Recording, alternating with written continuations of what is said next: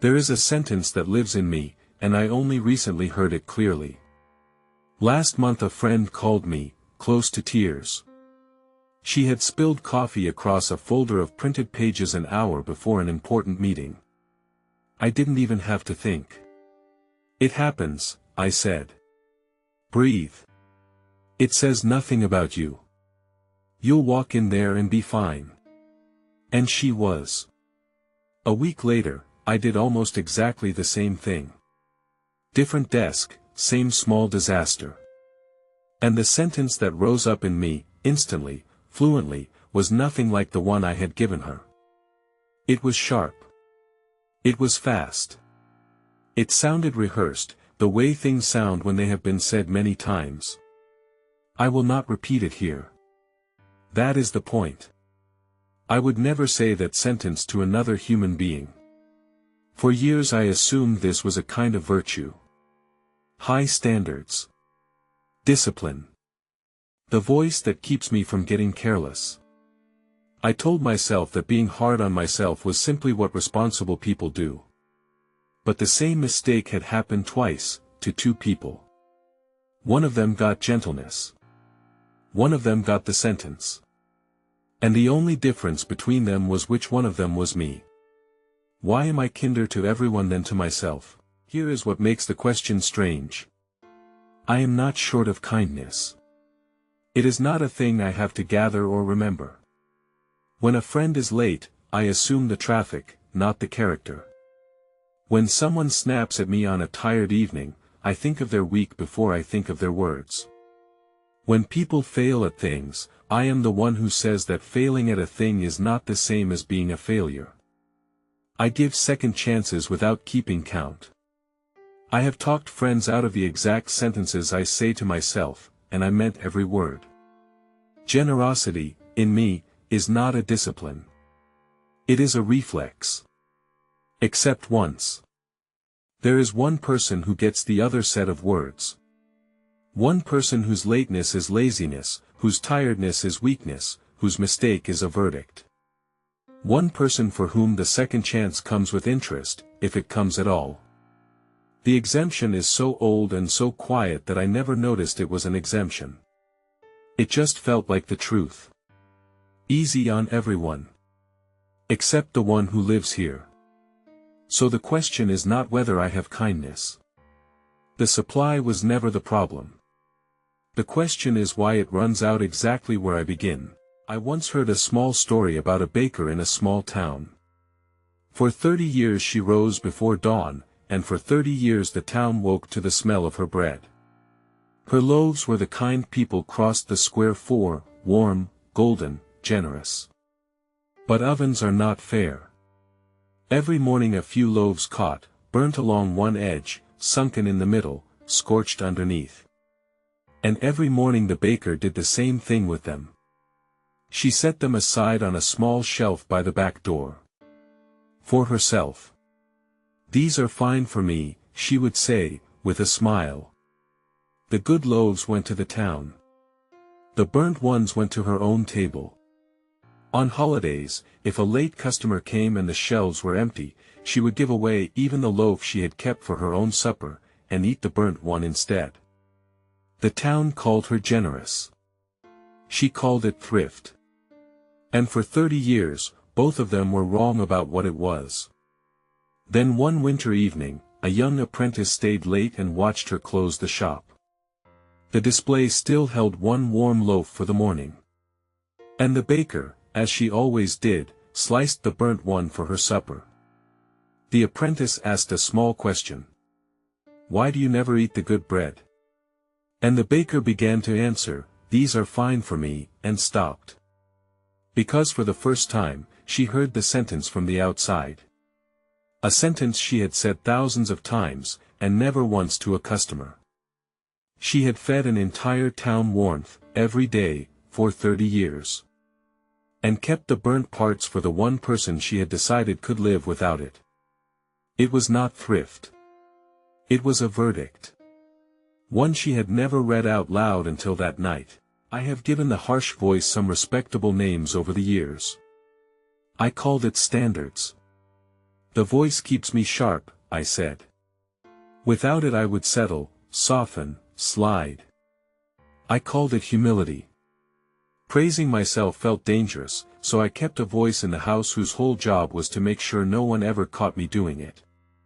I called it honesty. I'm not being cruel, I told myself. I'm just being realistic.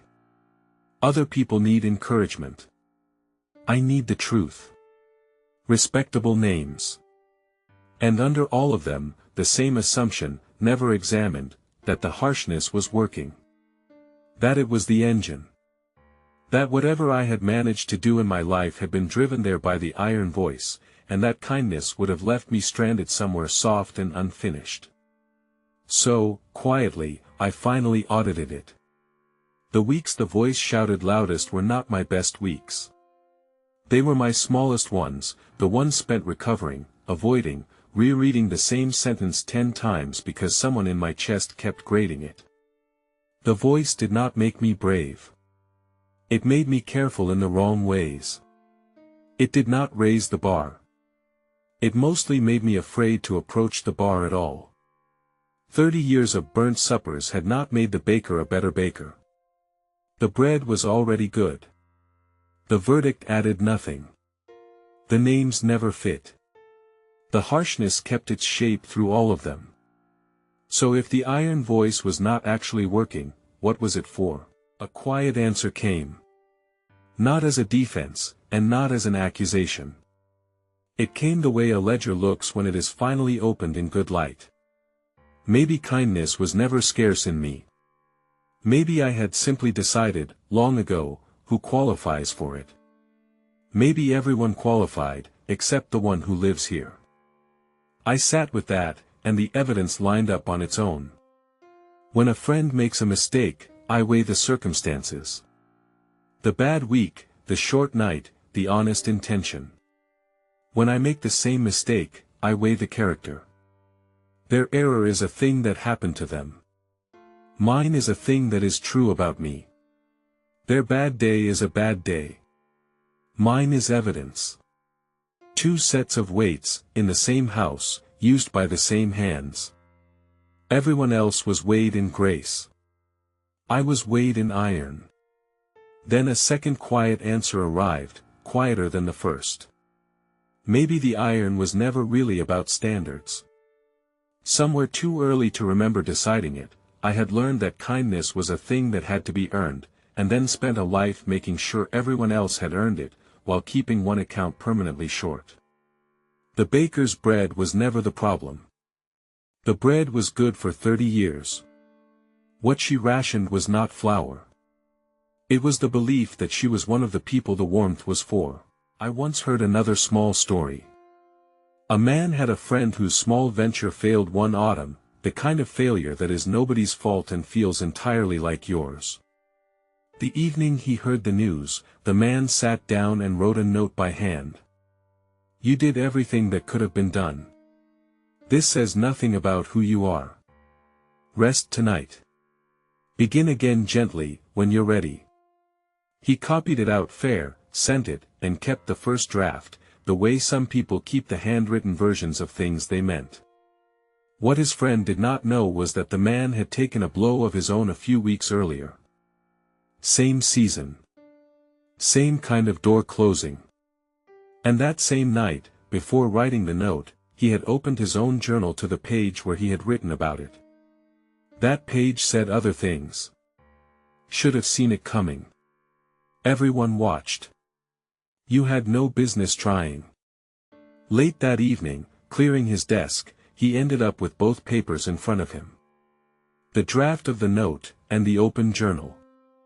Side by side. The same hand. The same evening. The same kind of wound. One page was medicine. The other was a sentencing.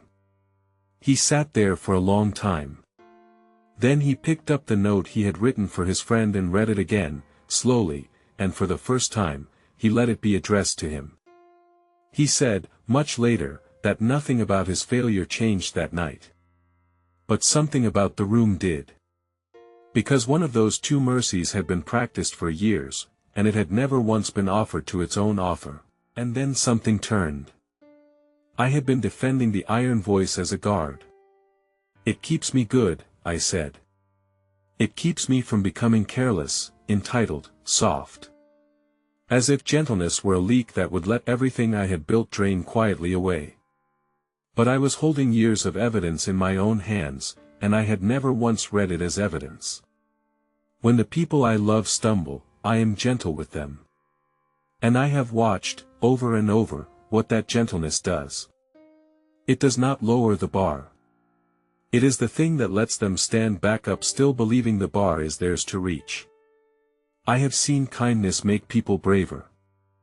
I have seen it make them honest about their mistakes, because admitting a mistake costs less in a gentle room. I have run that experiment 100 times. On friends. On family. On strangers having bad days. I had never once run it on myself. The one person exempted from my own best method. The one table that never got the warm loaf. A third quiet answer came, with the calm of something that had been waiting a long time to be said. Maybe the harshness was never protecting anything. Maybe I was kind to everyone. But I had not let kindness include me. The baker had not been saving money. She had been serving a verdict, 30 years, one supper at a time. And so had I. I had been eating the burnt loaf my whole life, and calling it discipline. Then one last quiet answer came. A few days later, I made a small mistake. Of course I did. There is always one nearby. And before the old sentence could finish forming, I tried something small and awkward. I asked myself one question: what would I say right now, if someone I loved had done this? The answer arrived instantly. Fully formed. Fluent. Of course it did. I had been practicing that sentence on other people my whole life. So I borrowed it. I said it to myself, clumsily, the way you wear a coat that was cut for someone else. There was a flinch. There was the old voice, somewhere in the back, calling it indulgence. I let it mutter to itself, and I did not let it be the one that answered. I want to be honest, it does not land every time. Some days the iron answers first, before I can reach the other sentence. That is allowed. 30 years of weighing does not recalibrate in a week. But more and more, I lend myself the friend sentence. And I have noticed what it does not do. It does not lower the bar. It never lowered the bar for the people I love, it is the reason they kept reaching for it. The supply was never the problem. The kindness was always there, warm, daily, abundant. It was only ever waiting to be allowed to include its own offer. Tonight, when I set the table for myself, I kept one of the warm loaves. Not because I had earned it. Because I was hungry too. The burnt ones have served long enough. A quiet answer. Cross-reference. Some sentences are only ever said to one person. The same mistake happened twice, to two people. One of them got gentleness. One of them got the sentence. And the only difference between them was which one of them was me. Kindness was never scarce. It was a reflex, for everyone except the one who lives here. Everyone else was weighed in grace. I was weighed in iron. But gentleness is the experiment I have run 100 times, on everyone, and watched it work. I had never once run it on myself. I was kind to everyone. But I had not let kindness include me. So tonight, when I set the table for myself, I kept one of the warm loaves.